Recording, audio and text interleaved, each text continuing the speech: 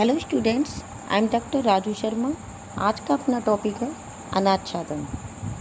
जैसा कि अपन सभी जानते हैं, पृथ्वी पर दो प्रकार की शक्तियाँ कार्य करती हैं, आंतरिक शक्तियाँ और बाहरी शक्तियाँ। आंतरिक शक्तियों में ज्वालामुखी, भूकंप, आग्नेयक्रिया आदि आते हैं, जबकि बाहरी शक्तियों में नदी, हिमनदी, पवन, भूमिगत जल, ताप, तुषार, सूर्य ताप, तुषार आदि आते हैं। आंतरिक शक्तियाँ धरातल को बनाने का कार्य करती हैं, जबकि बाहरी शक्तियाँ धरातल को काटने का कार्य करती हैं। वास्तव में भूतल की शैलों को नग्न करके अर्थात उनके विद्यमान आकार को नष्ट करके नवीन आकार बनाने का कार्य ही अनाच्छादन कहलाता है। यह कार्य दो विभिन्न प्रक्रमों द्वारा संपन्न होता है। पहले प्रकार के प्रक्रम में शैलों को गति प्राप्त नहीं होती, बल्कि वो अपने स्थान पर ही खंड खंड हो जाती हैं। इसे अचल प्रक्रम कहते हैं। दूसरे प्रकार के प्रक्रम में शैलों को गति प्राप्त होती है। शैल खंड नदियों, हिमनदियों और पवनों द्वारा वहाँ से अन्यत्र ले जाए जाते हैं।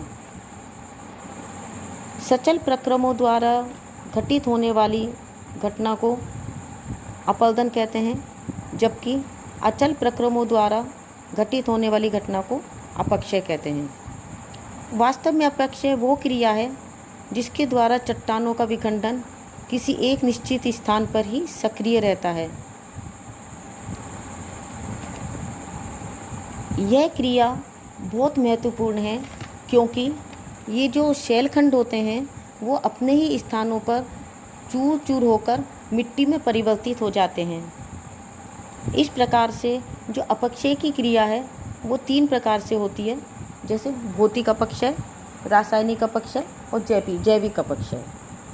भौतिक अपक्षय भी कई प्रकार से होता है, जैसे जल के कारण, ताप के कारण, तुषार के कारण, वायु द्वारा, हिम द्वारा।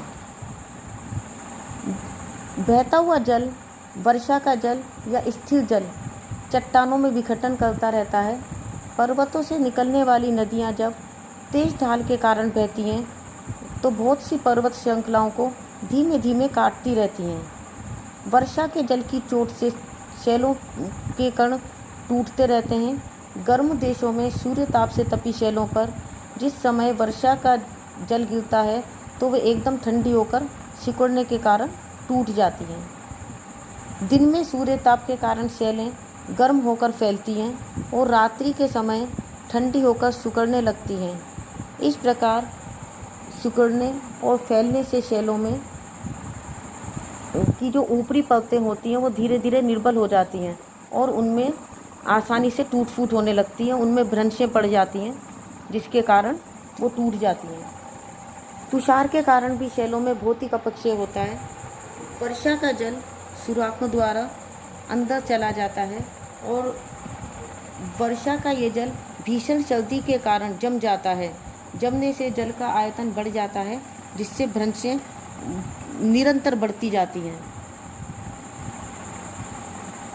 निरंतर ये क्रिया होने के कारण शैलों में अपक्षय होने लगता है। पवनों के तीव्र झोंके से भी शैलों में के कण टूटकर झड़ने लगते हैं और यह क्रिया मरुस्थलीय भागों में अधिक देखने को मिलती है। हिम अपने साथ वाहन कार्य में बड़े बड़े शिलाखंड को घसीट कर लाती है और धीरे धीरे रगड़कर रेत चूर्ण हो जाते हैं और विभिन्न स्थानों पर उनका जमाव हो जाता है। समुद्र भी अपनी तटीय भागों की चट्टानों को काटता रहता है।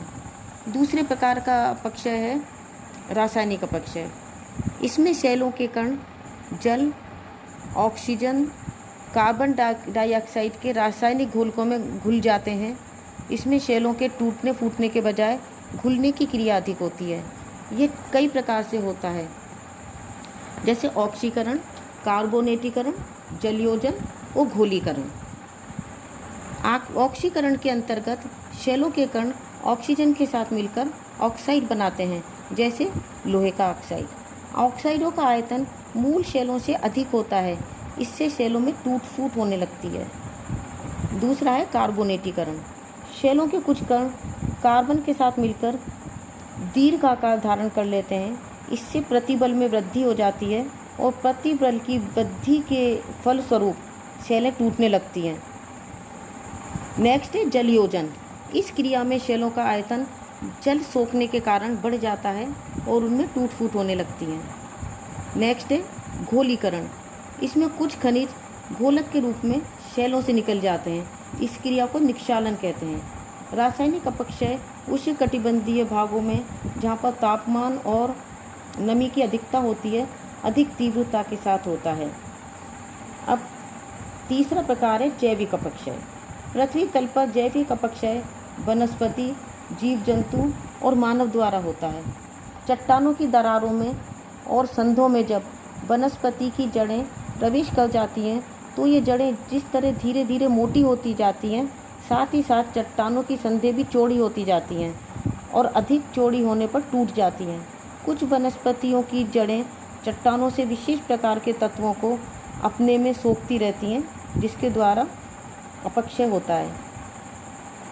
लोमड़ी, गीदड़, केंचुए, चूहे, दीमक और अन्य कई जीव होते हैं जो अपनी सुरक्षा के लिए सुरंग बना लेते हैं या बिल बना लेते हैं, जिसके कारण भूमि का काफ़ी असंगठित मलबा खुदकर बाहर आ जाता है, जो हवा, पानी, हिमानी आदि के द्वारा एक स्थान से दूसरे स्थान पर बहाकर आसानी से ले जाया जा सकता है।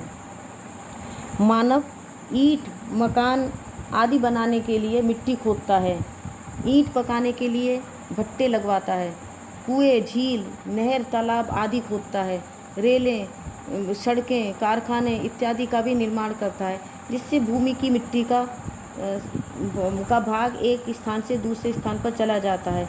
विश्व में सभी खनिज जो खानों में से खोद कर निकाले जाते हैं, मानवकृत अपक्षय का ही एक उदाहरण है। तो ये थी अचल प्रक्रम द्वारा घटित होने वाली घटना। दूसरा है सचल प्रक्रमों द्वारा घटित होने वाली घटना, जिसे अपर्दन बोलते हैं। इसके अंतर्गत चट्टानों को गति प्राप्त होती है। वायु, बहता हुआ जल, हिम आदि प्राकृतिक कारकों के द्वारा मार्ग की शैलों को काटकर खरोंचते हुए उनका मलबा अलग किया जाता है, और इस क्रिया में भूमि का ढलान, पृथ्वी का गुरुत्वाकर्षण बल भी सहायक होते हैं। अपरदन में वहन की क्रिया बहुत अधिक महत्वपूर्ण होती है। वहन 3 प्रकार से होता है: कणों का जल या वायु में निलंबित होकर जाना, नितल पर कणों का लुढ़कते हुए जाना, कणों का जल में घुल जाना।